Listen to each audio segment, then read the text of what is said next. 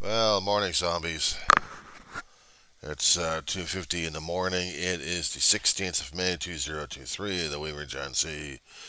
Rosamond, California. It's the zombie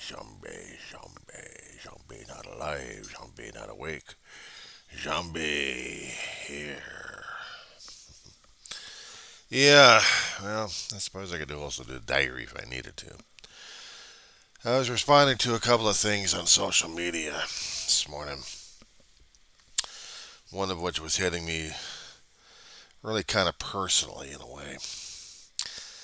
You know, it's hard enough we have to deal with our own living experiences these days, but when we have those kind of unusual experiences that may be natural in one particular universe, but in the current verse that we're living in, it's not natural, but it's supposed to be, and we treat it as not. I can't see if I can look at my own experiences of living and death as natural or not. But I'll tell you something, me dying at 4 years old is not natural enough. Being saved, I don't mind that at all, but I didn't show any appreciation except for being terrorized and terrified about the whole damn shit. And then go up and spill my guts out for God knows how long of this stuff. And trying to sort it out, trying to analyze it, trying to put it into words, trying to put it into a situation where I can actually talk about it. Oh, by the way, if you actually see anything crawling around, the bug war is still continuing. I mean, this is early in the morning, and they're out in force. So, if you see things crawling around here, no, it's not special effects. It's bugs. So, I'm dealing still with the bug war. I'm still dealing with the Orkin guy, but besides being bugged by that one, being bugged by the other situation of dealing with death itself. One particular person was talking about having the out of body bliss and being able to hear through their spiritual guides. And I kept asking myself, why didn't that happen when I was under the knife? Why didn't that happen to me? A growing 4 year old probably would need all the damn emotional support he can get. You think maybe the Almighty would think about that one, but no, I had to deal with the mortal shit. And also having a pastor who's upbeat left and right about death, but I don't think he'd ever been there to understand the thing to go through. And it was scary and terrifying for a kid growing up who came back to life, and then he had to function in life. And had to learn how to play, but also take it easy on himself all the time. Health-wise, I wasn't exactly in tip-top shape, that was for sure. I couldn't run as fast, couldn't run as far. I still had to worry about my damn heart trying to kill me. Kept going every so often. I was a lot younger to the cardiologist, and he kept putting me on the table and hooking me up with these little electrodes and these little balloon things so they can monitor the heart. I threw these little balloons with the metal cups, suction cups on them. You know, just gook all over my chest here. Just boom, boom, boom, boom, boom, boom, boom, boom, boom, boom, boom, boom, boom. Okay, just relax, John. It'll be a while. Okay.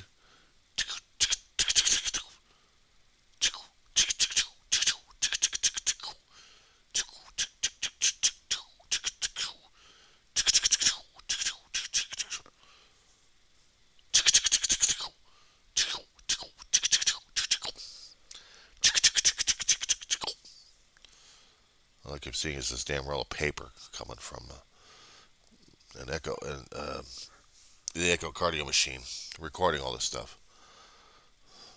Way before they had digital, they had paper, and they'd look on the gram itself on how well my heart was working after getting it sliced, diced, and then put back together again. But you'd think during those days I'd actually would have had some kind of spiritual advisors or anything else like that. Yeah, it kind of makes me a little bit upset about that situation there because I could be reading about it and hearing about it, and people go through these things as they're adults, and now they got these things happening to them. Maybe they're, I don't know, speaking in tongues or something like that. But me, at a 40-year-old, no, I speak with a saltier language than anything else. Especially when a doctor, right after heart surgery, allowed time to heal up a little bit. You take a staple remover and rip things out of me. Thump, thump. And then anything and everything that Google and YouTube and social media would find totally unacceptable in language, I'd be using that as a 4-year-old. And the cardiologist just heard and just thump, thump, thump. I swear I was going to be turning into the exorcist. I was that much in pain, I was that much in anger, and I wanted to kill, period. I was like, okay, that's it. I mean, what the hell's going on with me at this point? You saved my ass, God, but then I got to go through this kind of pain.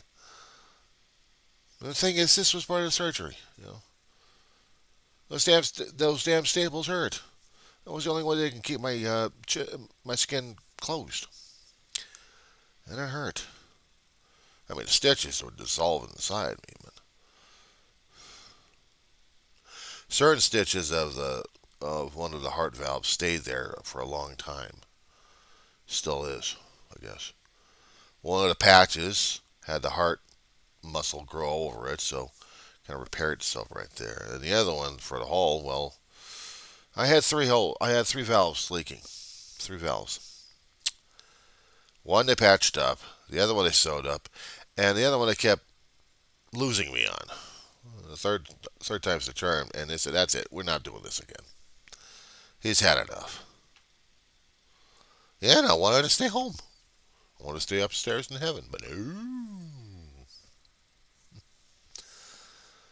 Yeah, and I wasn't exactly able to talk to people about this damn crap anyway. I didn't know how to put it in words. I really didn't understand what the hell was going on with me during that time. But this is what I dealt with. I'm grateful I'm still alive. The heart didn't kill me a long time ago. Almost anything else did. I mean, a car accident, smashing up the face and body, but I came out. I came out alive. Had a few near misses. I was killed in those things. But, I almost had a tire try to kill me too, so I'm still alive. But what got to me is, you know, a spiritual advisor, would have been driving me nuts, actually, would have been changing me even to the worst instead of to the other side where people are feeling it and they want to be blissful again and they want to feel it. Believe me, I know what the bliss was like, but it's still scary as shit for a 4-year-old to figure it out. No context, no perspective, except you wanted to go home. But as an adult, probably the same damn way. And the thing is, the brain and the body still had to recuperate. It still had to go through the grieving process. It still is an emotional, spiritually experience when you lose loved ones because you're torn. And it takes a long while to get over it. No, I can't say get over it. Deal with it. Day by day, minute by minute, it's still a pain in the ass to deal with. And that's what I've been dealing with. But I got no complaints on the doctors, except I don't like doctors. I don't like the pain. I don't like to be put into that kind of situation in the first place. I mistrust doctors. I don't want the medication screwing around with my damn head. at all. It's not exactly all the side effects out there. It's the one side effect is you have to be totally dependent on this damn medication. No, no, no, no, no, no, no, no. I'm not going to have that screw me over one way or another. So I will deal with the pain. I will deal with the agony. I will deal with that a great deal. But the one thing I won't deal with myself in the morning is waking up and then experiencing what the hell am I supposed to be experiencing? A day by day existence. I'm still sober. I'm still alive. But the thing is, I'm right now is just functional to a point. But beyond that, different story altogether. Yeah, I know I'm large. I got weight. I've noticed that my family and certain sides of it, they get to be a certain age. They get to be, well, they get to show it.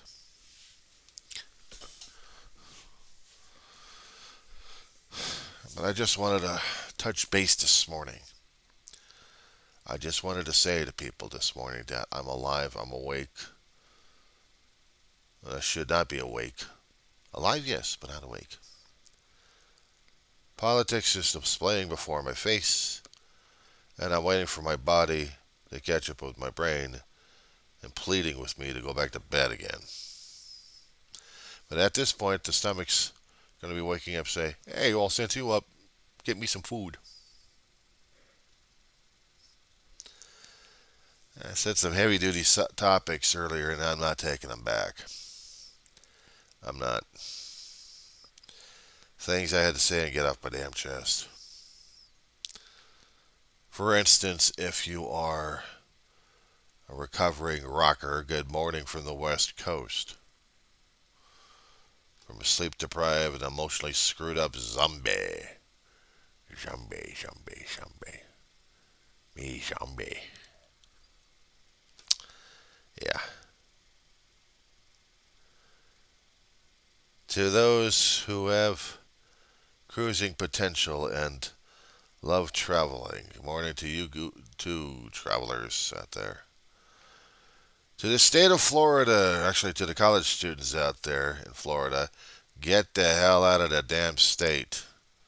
Find yourself a blue state, liberal, libtard area, and continue your education, because let's face it, Florida is going back into the prehistoric dark ages again. And they want it. They want to keep it that way.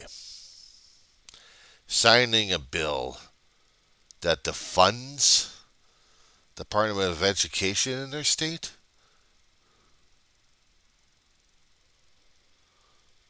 To fund schools? To force teachers to be what the state wants? Does the name back in the 30s, 1930s and 40s ring a bell? Goering?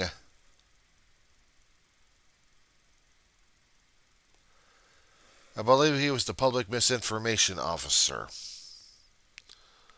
of a certain party that was hell-bent on destroying the world, and damn near came close. Followed a little short shit with a little bit of a black, creepy style on his face. But hell-bent on ruling the world. So yeah, I look at all these damn politicians being the same damn way. They want to give you their version of what history is supposed to be. Well, Florida, you wanted a son of a bitch in there. You got him. You deal with him. And if you're that dumb and you're that brainwashed and brain dead, I don't want to know you. Let's get a hurricane and wipe you guys out. I say it facetiously at this point over here. I know there are probably some good people trying to deal with the gators. And they're usually called the politicians. Gators want to control the world. of Florida. No, but Florida, you had to have a cruising industry over there. And with all the red states popping up left and right, I'm surprised that you still have a cruising industry. The big D is out there, and the Mick ain't liking what's going on these days.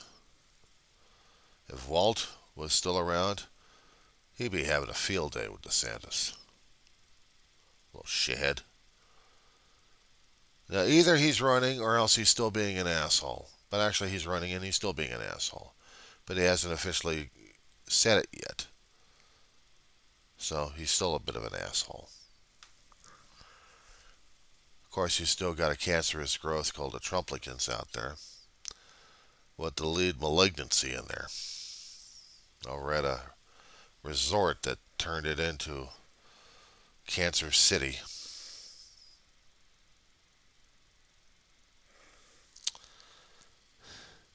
Anything else I can insult at this point?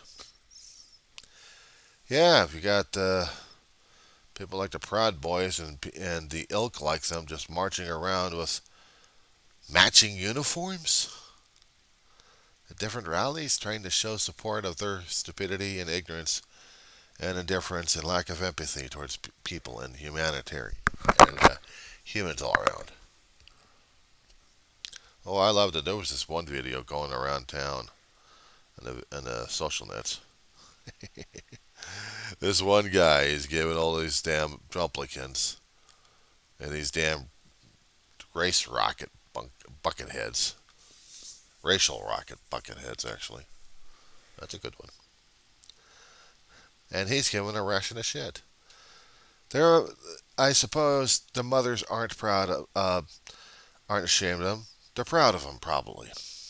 They're probably the same damn way, growing up into this kind of situation.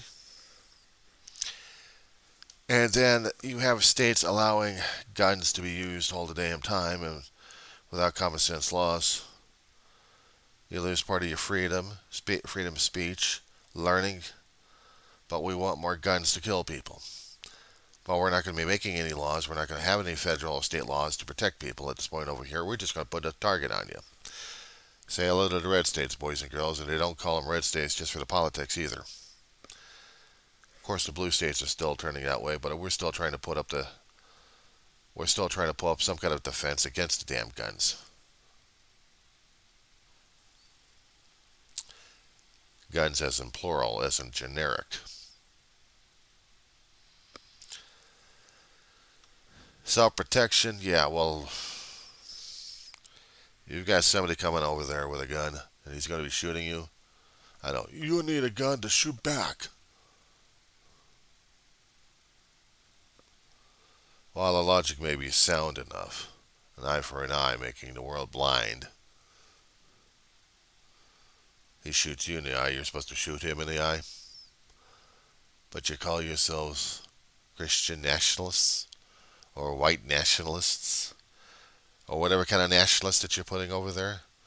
Do you have a nice salute sticking straight out with your fingers so straight, shooting off like a rocket, kind of matching some of those idiots with their matching uniforms, like they did back in the 1930s and 40s.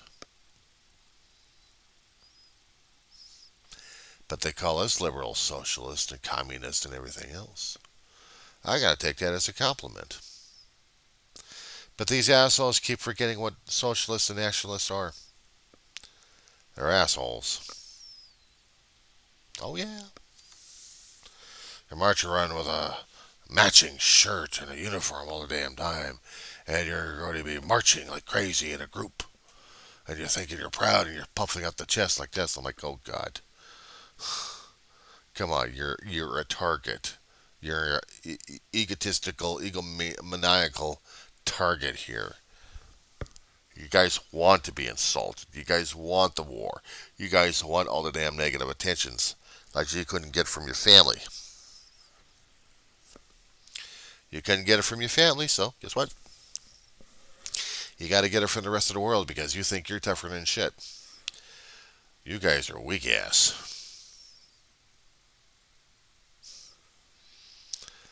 Okay, so I guess I'm going to be through with the insulting for right now. I can't insult and I can't denigrate character if there wasn't any character to denigrate and insult. There has to be something there. But if it's just shadows and dust, think of it that way. Your own thing is going to be shadows and dust at this point. Your life ain't going to matter one damn thing. No matter how many times you keep trying to puff your chest out saying, I'm this kind of person over here. Guess what? The world doesn't give a shit. Except they'll hear you briefly and then silence your ass by putting you into a box and locking you away. Maybe with Xanax or Thorazine, break out the old stuff, put you in a straitjacket and put you in a large padded cell where the rest of your kind can actually stay there and try to multiply like tribbles. Yeah. And right now, the corporate media right now is talking about the Durham report that came out yesterday, and they're still talking about it. That lovely report that the Trumplicans wanted out to prove that Trump was king and ruler and truthful and godly and everything else, and all that came out was with he's a fucking bullshit artist. Yeah, I'm on a roll today. I'm on a roll today. I don't know. I just can't stand listening to the guys just chattering it up like crazy.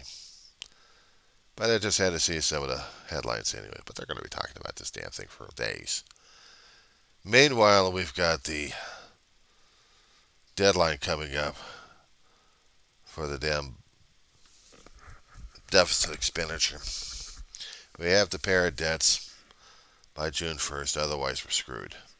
And we can't get these politicians or the staffers, well, we could try getting them together, but to agree on anything? The one side is dead centered on either putting us through ruin and they'll blame the current administration in office, even though they proposed the damn poison pill that's going to kill them as well. They don't understand this shit. They don't understand that they're putting their own damn their own constituents, in a headlock. The people who voted them in office. But they actually want to make cuts in certain social programs that we actually have that we desperately need. Well, Social Security disability is the thing I need. So is Medicare. You're going to take that away from me? Why? Because I'm entitled to it?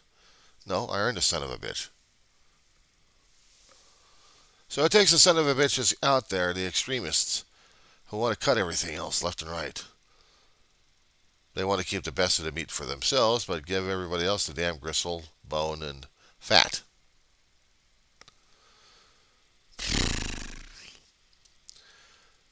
Okay, so we are going to have a president invoke the 14th on this one. He's got no choice. He's going to have to force Congress to do this shit. Otherwise, he's going to take the action at this point. And the constitutional lawyers are like, well, we don't know about this. Well, you've got you got a constitutional law. The 14th Amendment must be followed.